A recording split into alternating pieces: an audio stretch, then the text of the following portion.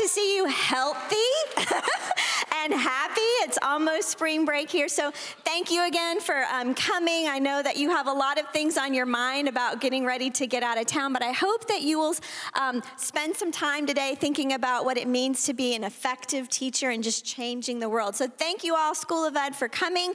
Let's start in prayer, and then we have some announcements and other great things to get to. Let's pray.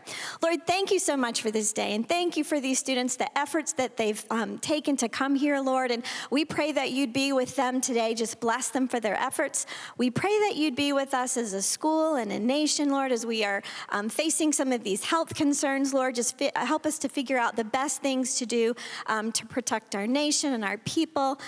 We just pray we want to serve you, Lord, and we want to do the best that we can in keeping ourselves healthy, but also serving others. We thank you that Ben Talley is here today. He got here safely yesterday. We thank you so much for the service that he's done in Bristol and just the whole world with affecting children and others, Lord, just to serve you. We just thank you for him and his efforts, and we pray that you'd bless him today as he shares with us all the important things that teachers do, storytelling, and all the great things that he has in store for us today. And Lord, again, just help us to focus on you and what we need to do to serve you. Thank you for all the people that had their hands in getting this convo together, and we'll give you all the glory. In your name we pray, amen. All right, thank you guys. Thank you, School of Ed. I'm so happy that you are here. I was getting a little nervous this morning thinking, oh no, I think we might have more than a couple of hundred people here gathered together. So everybody just make sure you do your fist bumps and your elbow greetings, and we'll be great today. Okay, so we have some announcements. Oh, by the way, I don't think I introduced myself. My name is Michelle Goodwin. I serve as the Associate Dean. I think I've taught some of you. Raise your hand if I have taught you. Yay! Oh, my people are here. Yeah, actually, all of you are my people. School of Ed are all my people. So thank you so much. We have a few announcements. So let's see can we get the screen working? No? Yes? Okay, yay. All right. So first thing, book drive. Kappa Delta Pi is our honor society for School of Education, and they are having a book drive. So make sure that you look at the screen to tell you, bring in your books. Hopefully some of you brought some books on the way today. But they are due March 13th, okay? So make sure that you get books there. You can drop them off in the School of Education office if you didn't bring them today. Pace Club. Pace Club is doing an event. They are collaborating with Faith Christian Academy, and they're going to help them with their field day. So that's a great time for you all to get out, get some sunshine, get some exercise, and help some of those students to have a great day as they are doing their field day. And that's April 17th. It's part of LU Serve, and there'll be more details to come. Make sure that you keep checking your email. How many of you know the person that you're supposed to be checking your email and you see emails from who? Rhonda. Rhonda, give us a wave. Yay!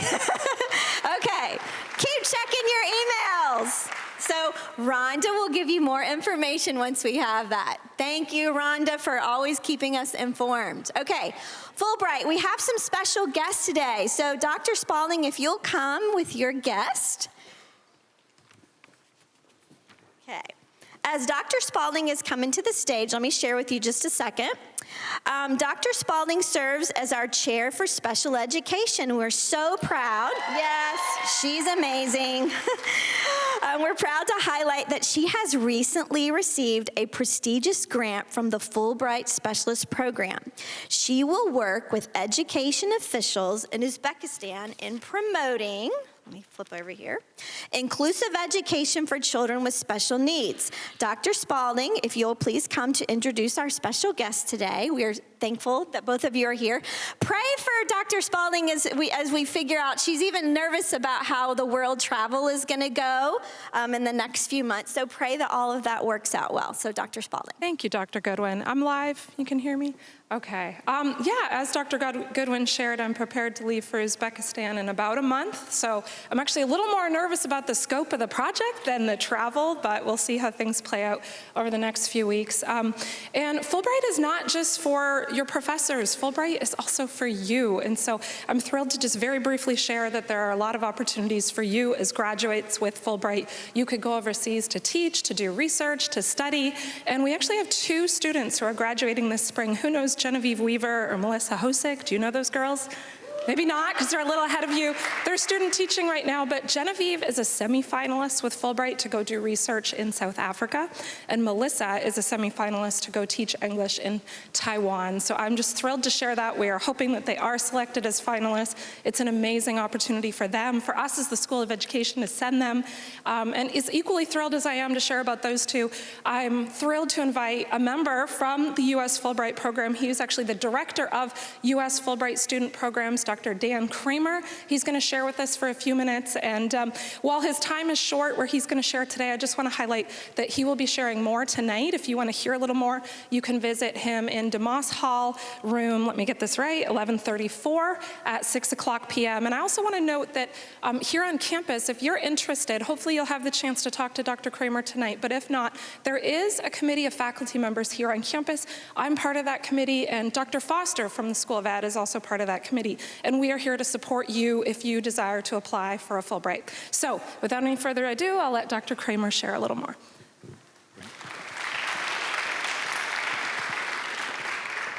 I understand we have some teachers in the house. Is that true? How many of you have already done your teaching experience? In other words, a practicum of some sort? Can I see a sort of hands? How many will be planning to do that shortly over the next couple of years? How many of you would like to do that in 80 different countries around the world and get paid to do it full time? Anybody? I'm offering 1,300 awards to go to 80 different countries tonight. If you want to come on down and hear more details about that, I'd love to talk to you a little bit about that. A long time ago, I was an English teaching assistant in Germany after the wall fell down, and it changed my life. It enabled me to go on to graduate school and have my whole graduate school paid for. I became a professor later on, and then 10 years ago, I took on this role running the program. So I'm happy to play Santa Claus this time of year. I'm giving out 2,200 and some different awards to 140 different countries. I'd love for you to think about applying. I think next year I'm going to give out even more awards. This is some of your money from it's funded 55% by the US government, so it's your taxpayer dollars, 35% by foreign governments who want to have young, dynamic Americans in their classroom who are at least semi-fluent in English, but also bring that American approach to learning. That's less teacher-centered, more group work, that they're very dynamic, and people who want to be cultural ambassadors and share your perspective about the United States with those overseas. So if you want to hear more details about that, please come on by tonight. I'd love to see you around 6 o'clock. I look forward to seeing you then. All right? Take care.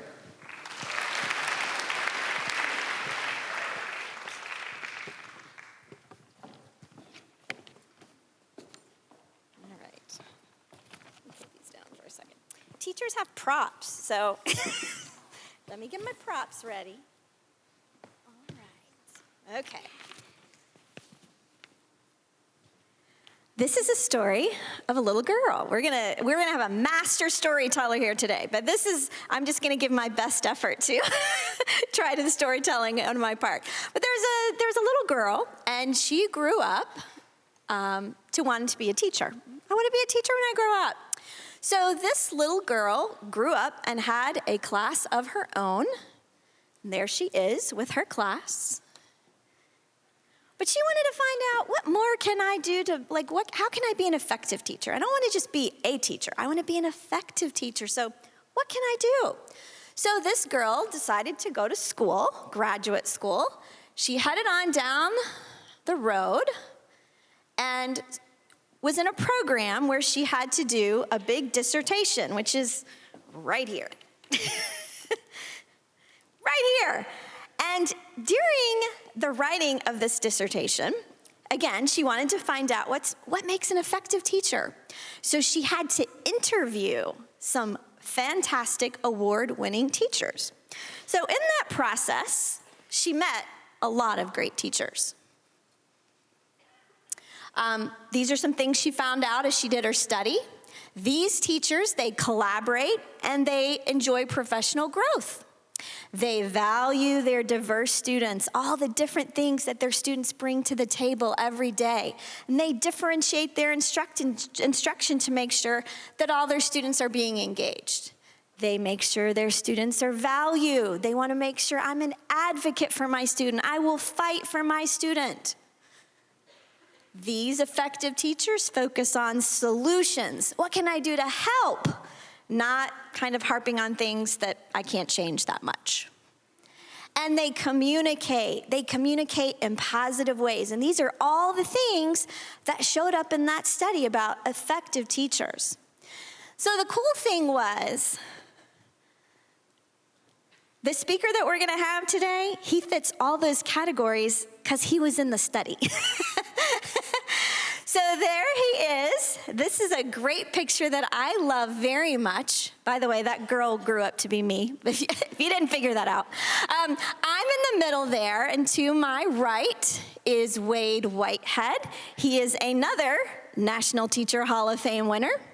And there's Ben in the middle, and beside him, we have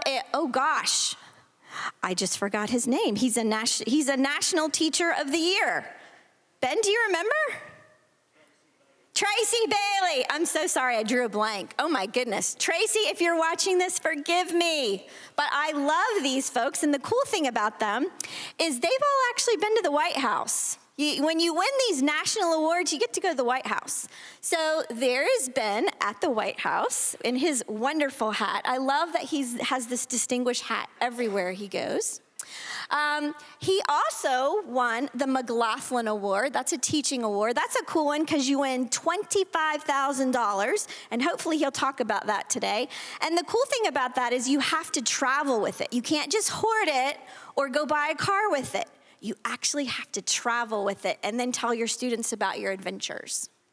There he is. Fast forward a few years, and he's in the National Teacher Hall of Fame, and he'll hopefully talk about that some today as well. But he's just a fantastic person as well as a great teacher. He focuses on spending time with his clan. That's him hiking with his son. And time in his classroom, loving on his students. And there he is in the community leading hikes and camps and different things, and he'll tell you more about that today. So he's just an overall fantastic person that has taken time to share with us about teaching and loving others. So let's give a big LU cheer for Ben Talley.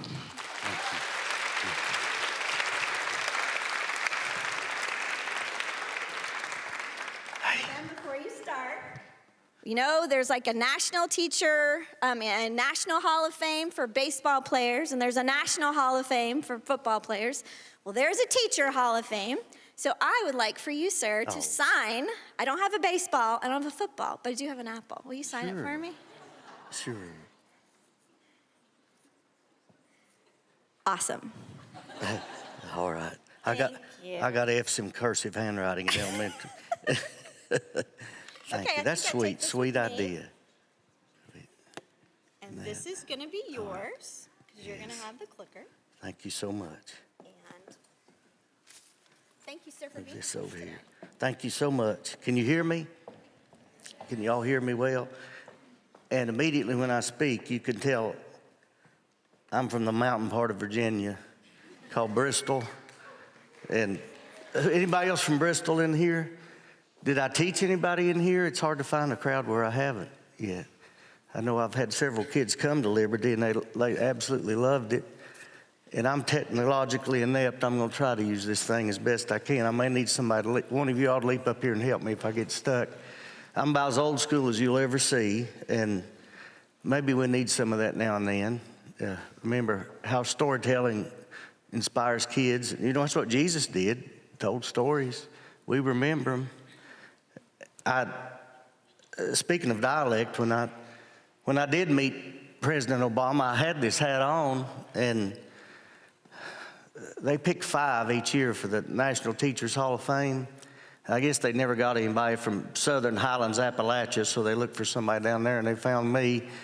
And you're in the White House, and you're grateful, and I had this speech planned. You got like 2 minutes with him. I was the last one in, and I thought, I'm not going to do that. That's so not me. That's not the way I teach. I'm just going to say what comes to my mind. I was going to say something like, thank you, sir. I'm proud to serve this country with you. And I've got this hat on, and he sees me, and immediately, such a bright man, whether he voted for him or not, man, I love your hat. His dialect went back to his inner city Chicago. I guess he knew I was going to talk my Appalachian dialect. And I said, sir, tell me, do you ever sneak out at night and hit a golf ball into the White House pond? Because that's what I thought of. And he slapped, no, but I might tonight. And where are you from, young man? Sir, I'm from a place called Bristol. Oh, that's where I gave my first speech. He did. He came and spoke at our high school. He said, it's the worst speech I've probably ever made. I said, sir, it wouldn't have mattered. Most people from Bristol wouldn't have voted for you anyway.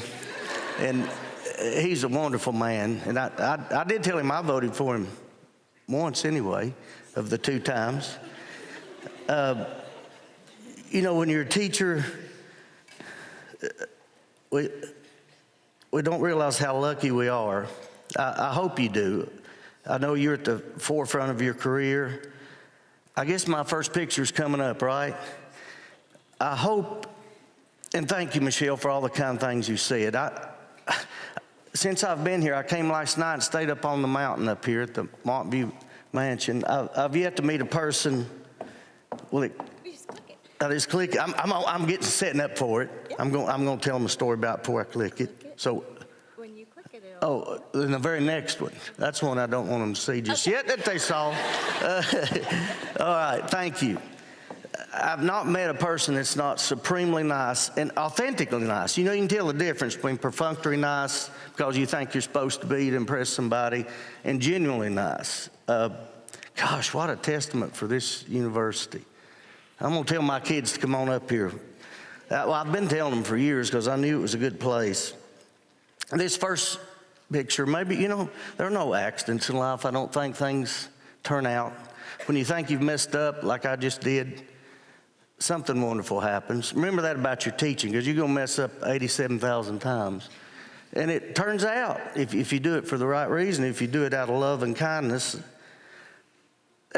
this first picture will probably be one of the scariest you'll ever see. Did you already see it?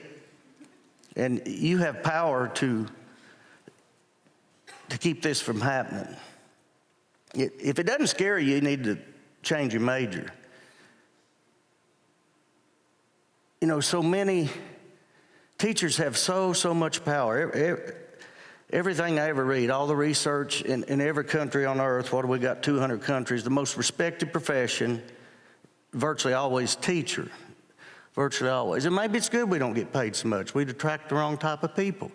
We're always opting for more pay, which would be nice, but, you know, in the medical degree, the medical community, the law community, nothing bad about them, but some people go in those to make money. Nobody goes in teaching to make money. You go, you want to change the world.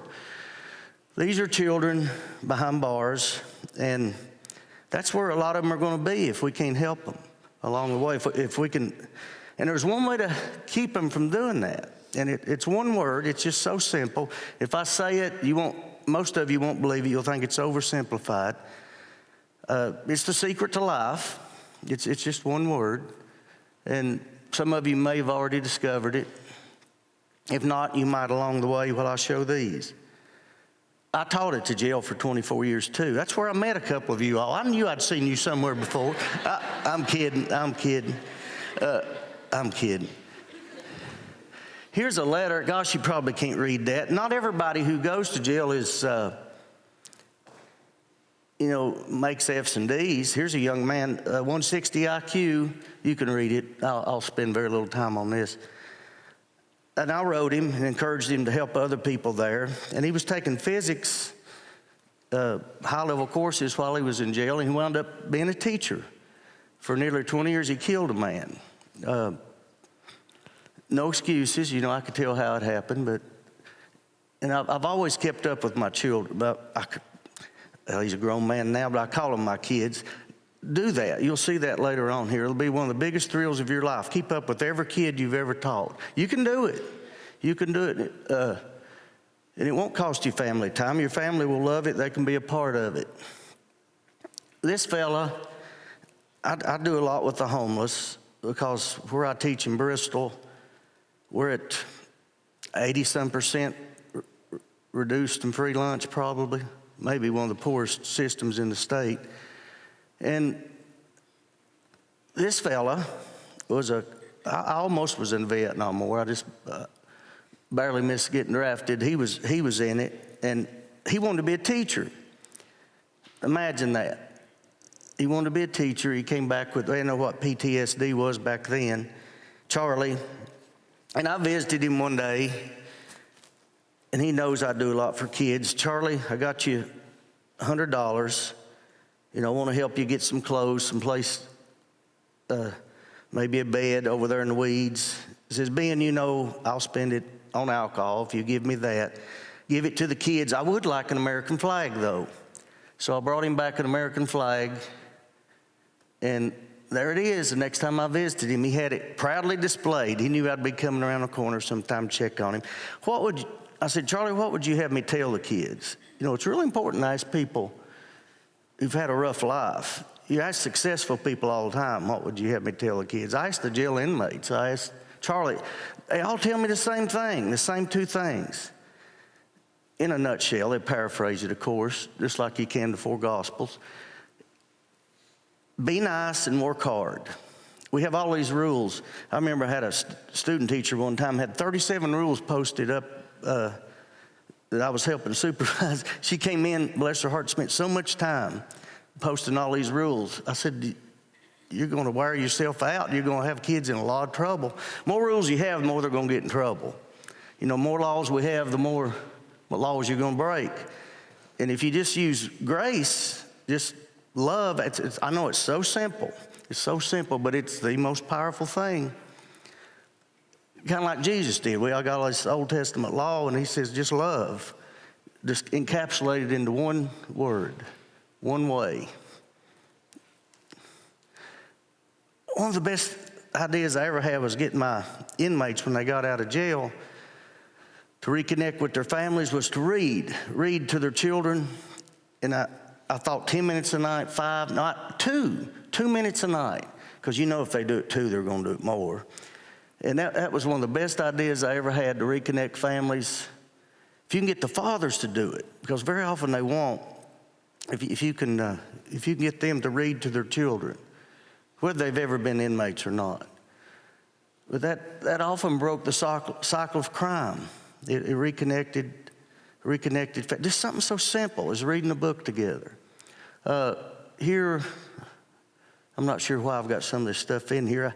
I had a kid I taught help me put it together because I've never done a PowerPoint, as you can probably tell. I never was interested in doing one. I teach by telling stories, and they remember virtually everything you tell them in a story. You think they won't? Try it sometime. Put photosynthesis in a story. Better yet, get them to go touch it. They've got it. They'll remember it from then on. Worksheet them to death. They may remember it. They may not. We wrote, I think this is, hope you all will soon, this is a letter to people in jail. Now, I take a lot of chances, and I've gotten in trouble more times than there are probably people in this room with taking chances with kids. But we were talking about that earlier back here. If you do that with an honorable heart, every time I've gotten in trouble for having my children write letters to jail inmates, you'll get backed. You may get fussed at. You may get a letter written up. You may get reprimanded, but they know that you're doing the right thing. In public schools, they have to, follow decorum, follow school board policy, all these things they got to follow. You're going to face that if you don't. Don't let that shy you away. You've got such good people in education. They wouldn't be in it out of love for children if they'd be doing something else. But they've got policy they got to follow. Always remember that. If you're a rebel like me, I hope you are. because that's what stirs the drink. That's what gets children inspired. There's Monty. He got his degree, so proud. You know, if you can get, if you can keep children from ever going here, that's why I showed that. We're probably their greatest preventive from doing that. If we can get their family interested in education, that's, we'll prevent them from ever facing this. Most people in jail are as good as you and I. I've taught 2,000 of them. There's the 2% that molested kids or something that I could never teach. I said, don't put me in a room with them because I might wind up in there too. Hey, there we are escaping. Some of my friends escaped one night. Here's, my teeth look yellow there, don't they? I promise they're not. That's actually a few years ago. Michelle wanted me to tell this story, I think. I wound up in the creek with that kid. He'd never seen a creek. Get kids outside as much as you can. I know a lot of our school buildings are hampered by concrete and steel and brick, but if you've got any nature area at all, even in a front schoolyard, high school kids will be amazed. I took my jail inmates just to a plot of earth, and they're like, wow, Mr. Talley, I never noticed how the soil feels, how I love the smell.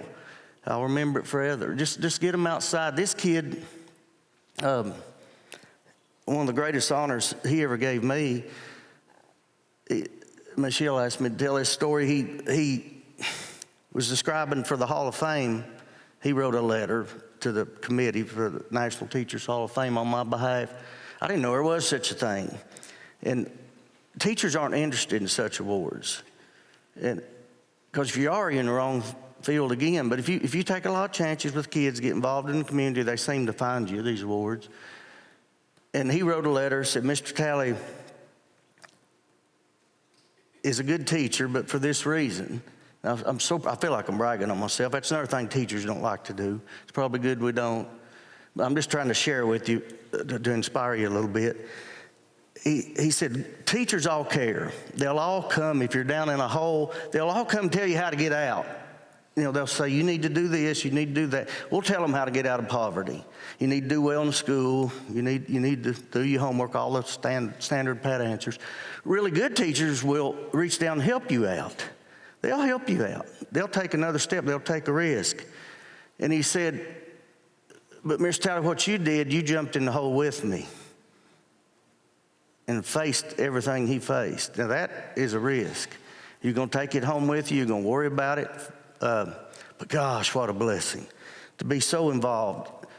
If you're not personally connected to kids, you won't make much difference with them. But if you are, you'll make all the difference in the world. And they know if you care.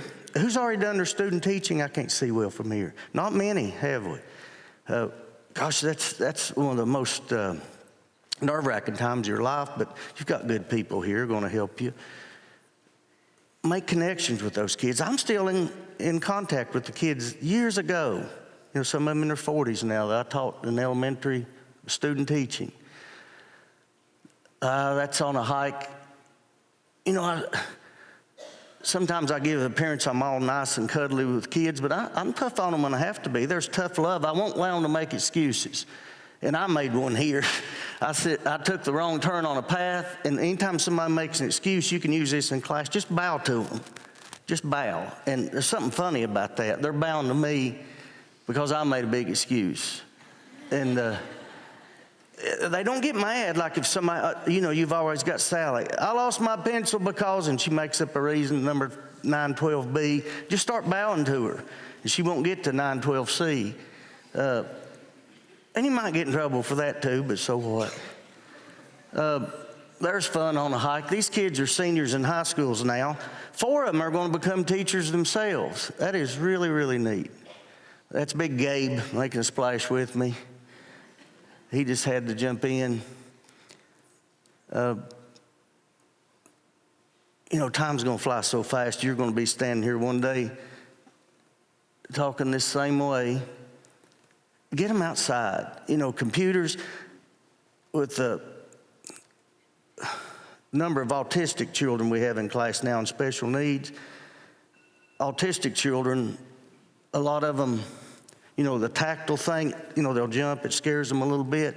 I've never seen anybody like outside so much once you get them out. Now, they want to play computer. I had one a few years ago. Mr. Talley, I don't want to go. No, not go outside and play computer. I said, well, stay in with the aide. We'll go play. And we developed a relationship, so the next time, I said, if you go, you know, they're bluntly honest. Mr. Talley, you got hair growing out your nose. He would say that one day. They're bluntly honest, which is refreshing. He said, or I told him, you go on a hike with me, and if you don't like it, you can play computer the rest of the year when we go on a hike. Well, he snapped at that. Well, he went with me. You know, he's scared of bugs, and he's staying close. By the time we got back, you already know the story. He's wanting to go again and again. No, I don't want to play computer.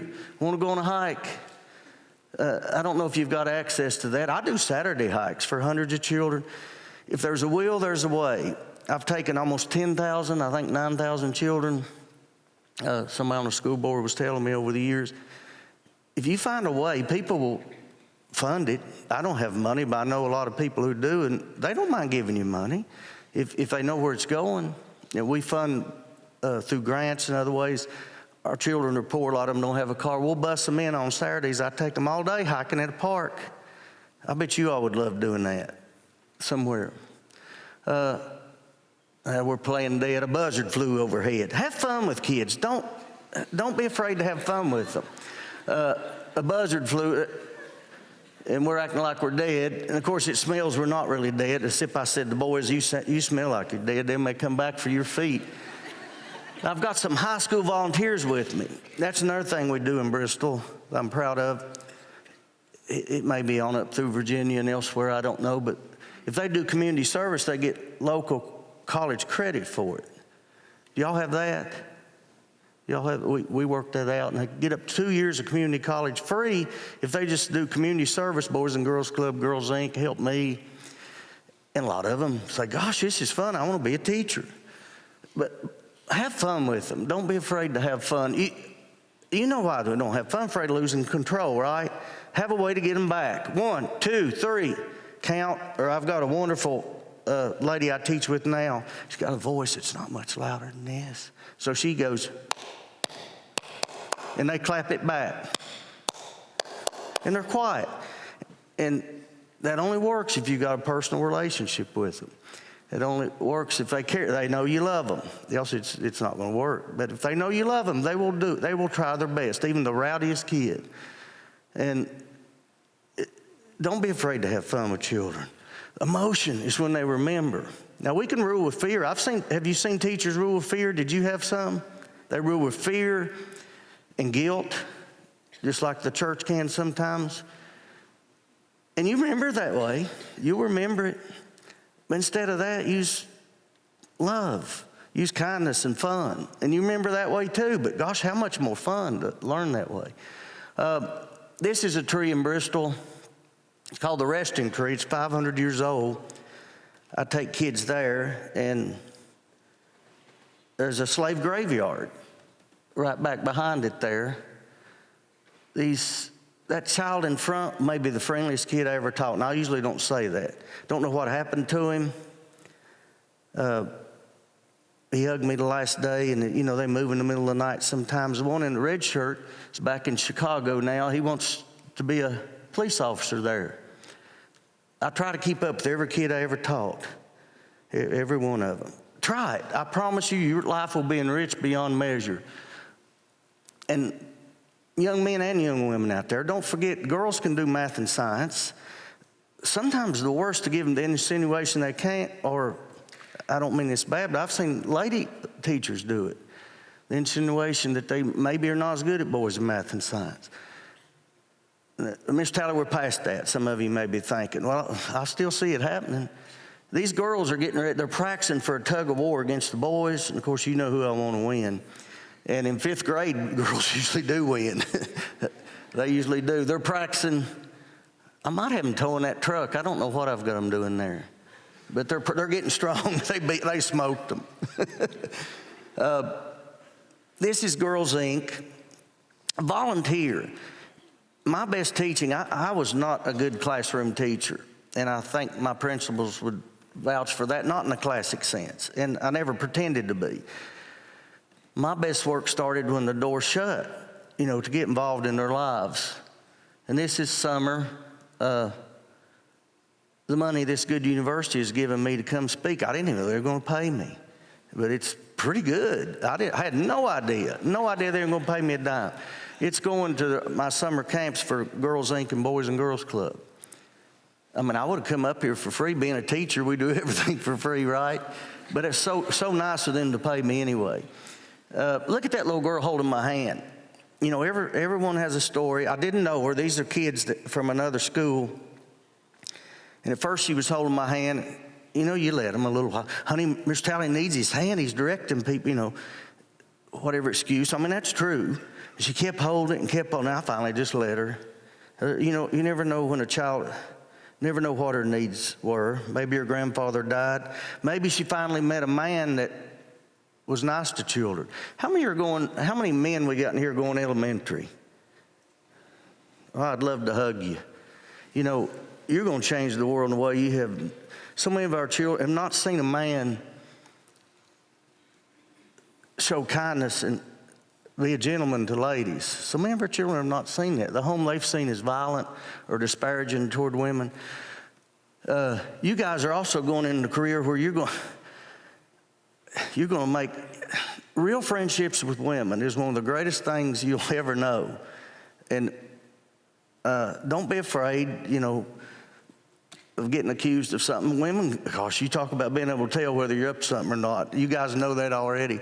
And I never was, so they could tell. And you develop such professional relationships, and it makes your ability to serve children even better.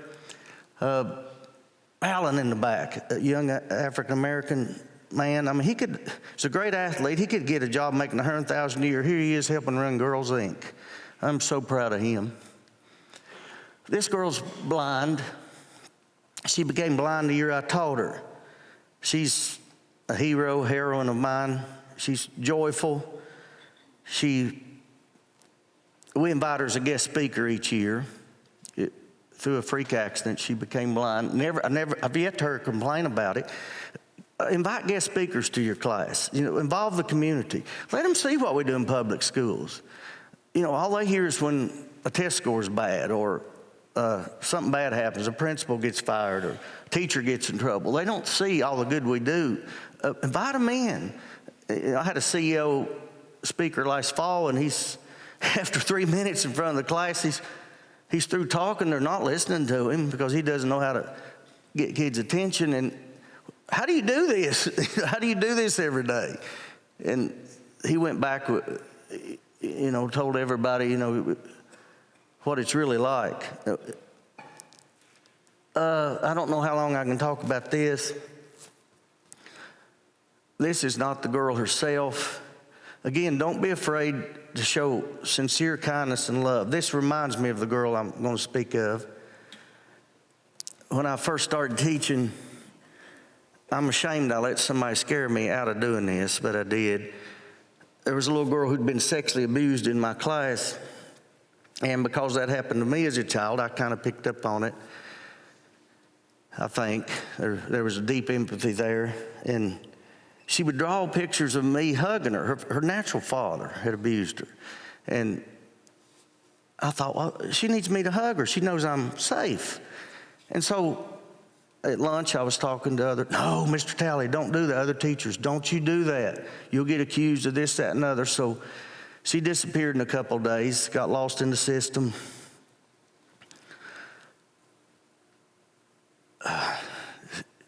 A future, what hope did she have? Mother never supported her. She wound up getting put in jail again and again for addiction, like that's going to help her. And when she's addicted, just keep putting her in jail. And I found out now this isn't her herself. I couldn't bear to put her picture up there, but this young lady does look an awful lot like her. And she'd become a prostitute. And I don't know what image goes through your head when I say prostitute, but I hope it's not a young lady on a street corner in high heels. I hope it's a scared little girl, about 7, 8 years old, that's been molested, because that's what's happened to everyone I've ever talked to. Get that other image out of your head, because there were once sweet little girls and it's not their fault, and they've been horribly abused, and that's how they wind up in the world they're in. I found her in a motel room in Johnson City, which is not far. It's the only way I could connect with her. Like I say, I've taken a lot of chances. And she came in, didn't notice me. I guess it's the way of looking through somebody, just looking.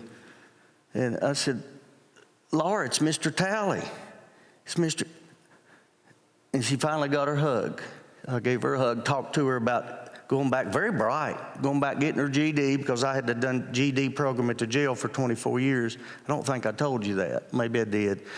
When you get 61, you got a lot up in your head. But I taught 2,000 jail inmates. I didn't teach her in jail. She was incarcerated somewhere else. But you can tell I've got ADD, don't you? And kids love it. Kids love it when you jump from one thing to another. It keeps their attention. When I'd get written up, at first it was for, and I'm going to get back to her because I've got it right here, but I can't handle but so much of it too. It's so emotionally strong on me. But bird walking principal called it. And I asked my principal, I said, do you get to Walmart in a straight line when you drive? No, I go this way, that way, this. I said, well, that's the way I teach. It's the best way to get there. If you try to go in a straight line, oh gosh, I don't want to deviate from my lesson plan.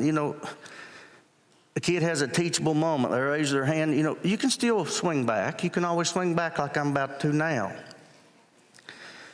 And I wanted to give her my phone number in case she needed me. And she took it, and about 2 weeks later, I got a call from the medical center in Johnson City. Mr. Talley, there's a young lady here that says she's your daughter, you're her father, and she's overdosed. She's overdosed. And I didn't get there in time. She'd committed suicide.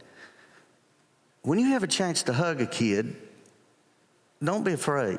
I've hugged everyone ever since. If they want a hug, I don't know, there may be a law in Virginia you can't touch kids. They tell me there is, but I touch them all the time. There's good hug and bad hug, and you got to use discretion. But don't be afraid. When love calls, if it's real, don't be afraid to go with it.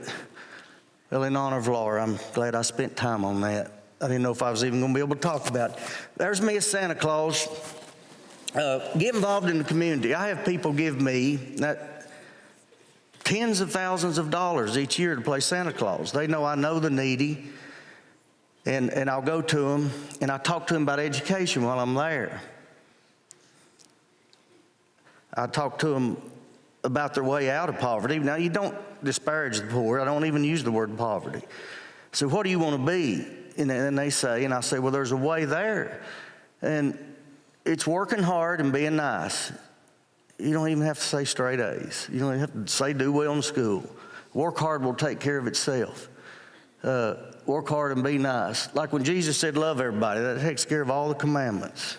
Takes care of all of them. They really believe I'm the real Santa Claus. There's a knack for that. I'm proud of it. They were chopping wood in the front yard, and I didn't know these kids. I was just out visiting.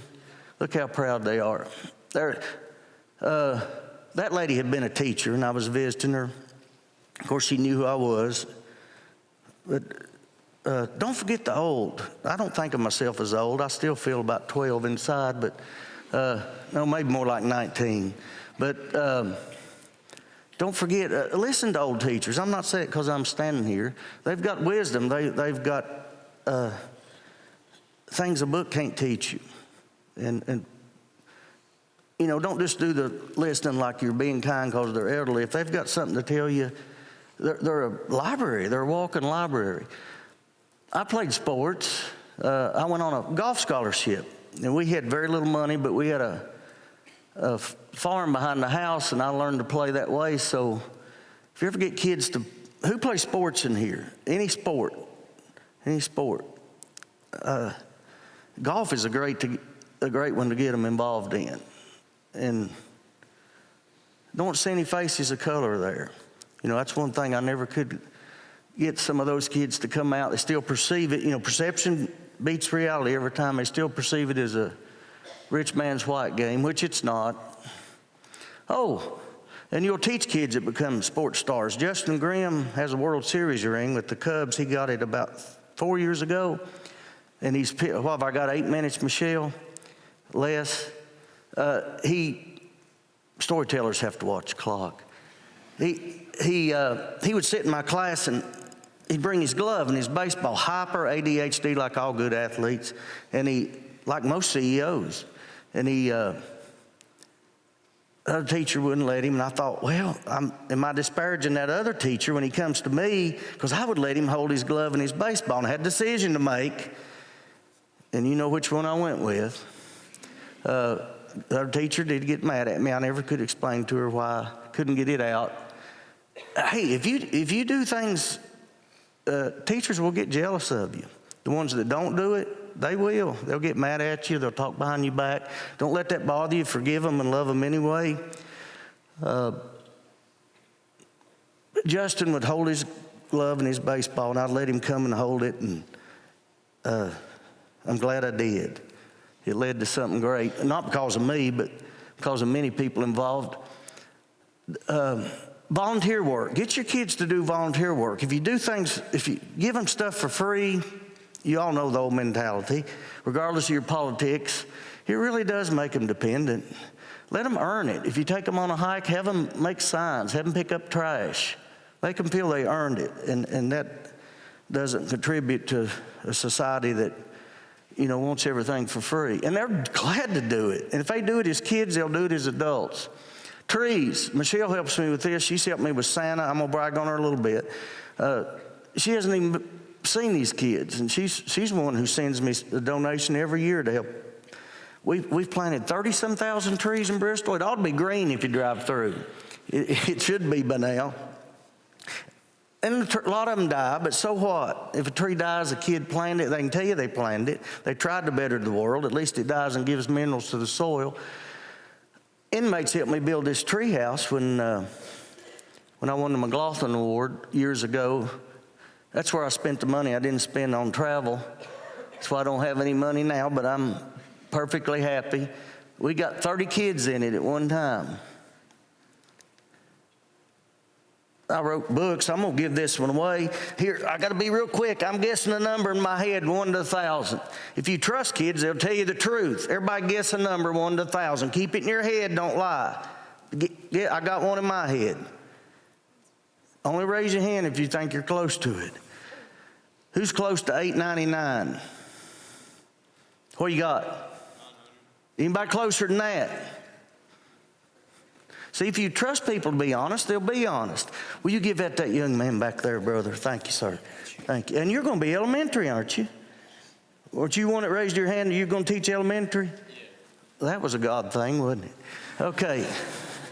Now, the books I write don't make any money for me. They're used as fundraisers for children. I give this, read that on your own because I'm about to run out of time. Please. It's cost me money over the years, but the kids sometimes don't even want the $10. They'll keep the penny and they'll stay in touch with you. And every May, I'm backstage at Virginia High School in Bristol handing out $10 bills. But I've had them send a penny from California, Germany, Australia. They just love the fact you're trying to stay in touch with them. Just give them a penny and say it stands for their education. Can y'all read it? I'm not sure you can. And I give them my address and phone number. And they will stay in touch. What is this? Oh, that's there really is such a thing called a snow dance, and it's worked 48 times out of 48. That sounds like a lie, but I've got hundreds of witnesses in Bristol. When we want it to snow, here's what we do. Is the sound not on? There we go.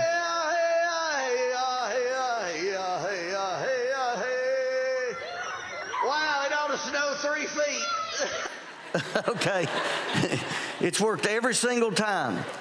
So the Great Spirit has a sense of humor. God has a sense of humor. Let's see what this one is. Oh, we did this one about 2 weeks ago. The solar system. Where's the sun? Where's Mercury?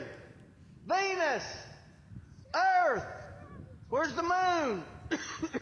Moon's supposed to be revolving around the Earth. Where's Mars?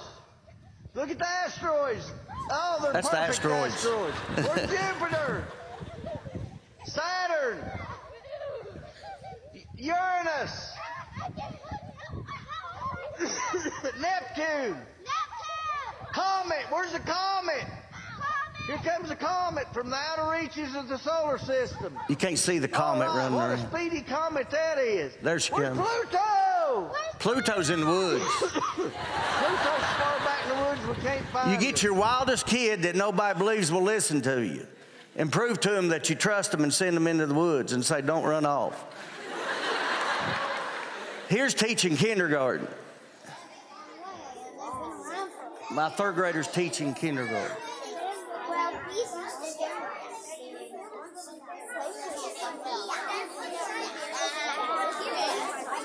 It's all hands-on. Microscopes, turtle shells, snake skin.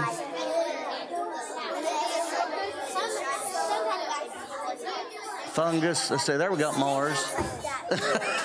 Oh, Serenity, she's something. She's going to do something special in the world. Your wildest ones always do. Reading. You know, if you read with them, they read. A lot of teachers tell them to read and then go do paperwork. when you have them read with them. I do have a life other than teaching. There's my grandson. I caught his home run in my hat in travel ball. I just caught that one out beyond left field fence.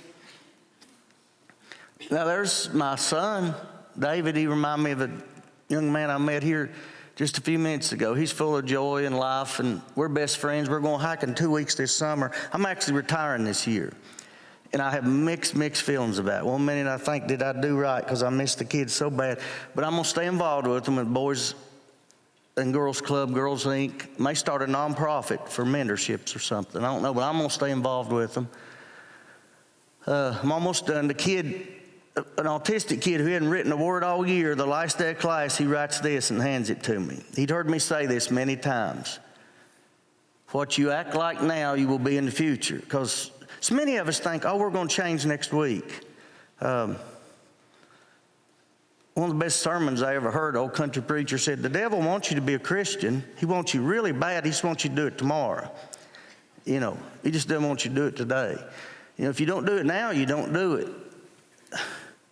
There's the White House getting ready to go in, wonderful people.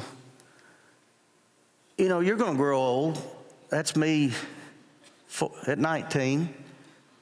And no idea I was going to become a teacher. No idea. In my 20s, I wasn't a teacher. I was a golf pro, had my own business.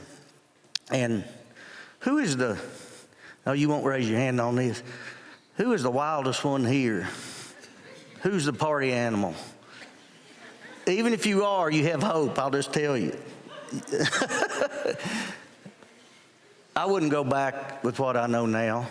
I'm glad I made all the mistakes I did. They all led to something. And if you mess up in life, you understand people that mess up. And you feel for them, and you have more empathy, and you're more apt to forgive. If you never do anything wrong, how do you understand people who do? It's all about this. This is the last slide. It's all about that. You just love them. Is it really that simple? It really is. You just love them, and all else will turn out. I promise you. I promise you. Thank you for your time, young people. Thank you. Thank you, Ben. Hey, you got you a hat. You got you a hat. Because I wanted to say, hats off to you. She's got her hat now. Thank you. Oh, bless you. Thank you. I had the best time when I was working on my dissertation because I got to meet fantastic teachers like this. So if you, again, grad school, I know some of you are just starting out. Some of you are getting ready to graduate and go teach. But keep pursuing your education because you get to meet wonderful people like this. Well, I hope that made you want to teach more, did it? I hope. I hope it didn't want to make you teach less. Thank you so much. And I think the takeaway is just love your students. Love your students. Love them in the challenges. Love them in the fun. Just love them. Hey, thank you guys. We love you. We want you to be safe. So as you get ready to go out on spring break, do all the things that no texting while you're driving. Make sure you do all those safe things. We love you. We want you to make good decisions so you're back. Well, hopefully. I have no idea what's going to happen with all that stuff. But keep praying. We want to make sure that you have opportunities to pursue your education, get out and teach. We love you guys. Be safe. Thank you so much. Ben Talley, we love you. Thank you guys. Happy spring break.